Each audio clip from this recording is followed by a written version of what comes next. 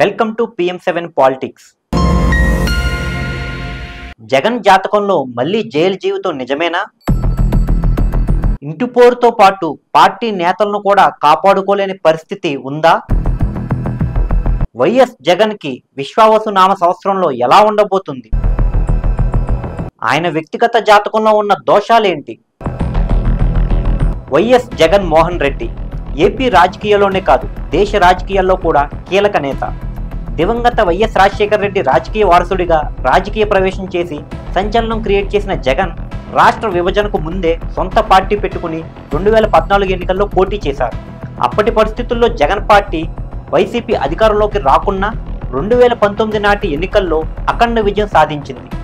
అప్పటి నుంచి ఏపీ రాజకీయాలను 5 ఏళ్ల పాటు ముఖ్యమంత్రిగా శాసించారు జగన్.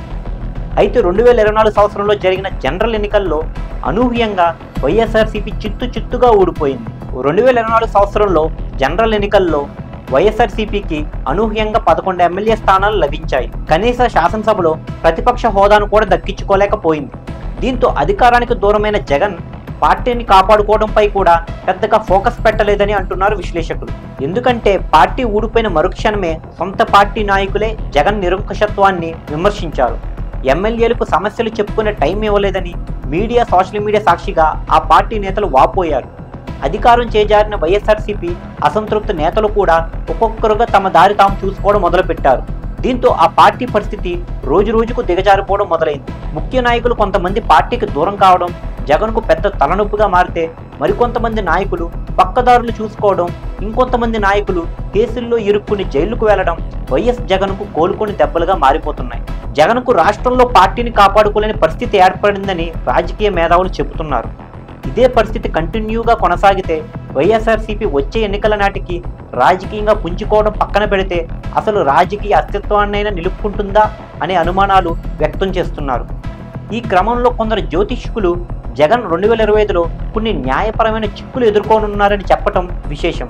ఇక వైఎస్ జగన్కు వ్యక్తిగతంగా కూడా ఈ సంవత్సరం అస్సలు బాగోలేదని జ్యోతిష్య పండితులు షాక్ ఇచ్చారు.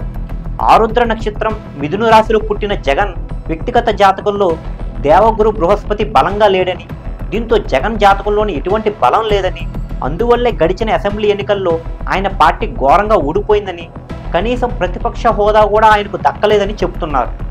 ఇక జాతక ప్రకారం న్యాయపరమైన చిక్కుల్లో జగన్ పడతారని, గతంలో ఉన్న కేసులన్నీ తిరిగి వేగవంతంగా విచారణకు వచ్చే అవకాశం ఉంటుందన్నారు పండితులు. ఆ కేసుల్లో కోర్టు తీర్పులు కూడా జగన్కు ప్రతికూలంగా వచ్చే అవకాశం ఉందంటున్నారు. ఈ నూతన సంవత్సరంలో జగన్ జాతకంలో సానుకూలమైన ఫలితాల కంటే మిశ్రమ ఫలితాలు ఎక్కువగా ఉన్నాయంటున్నారు వారు.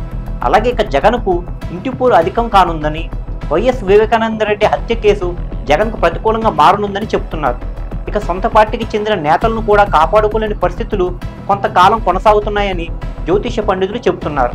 ఎవరికైనా, ఎటువంటి వారికైనా ధర్మం తప్పితే దైవం శిక్షిస్తుంది అనేది అందరికీ తెలిసిన విషయమే. జ్యోతిషం కొందరు నమ్మవచ్చు, మరికొందరు నమ్మకపోవచ్చు. కానీ చేసిన పాపం ఊరికే పోదు, వెంటాడి దెబ్బతీస్తుందంటారు పెద్దలు. గతంలో జగన్పై ఉన్న కేసులు ఇప్పుడు విజృంభించే అవకాశం ఉంది. మాజీ సీఎం ఇప్పుడు న్యాయపరమైన చిక్కులను ఎదుర్కోవాల్సి ఉంటుంది.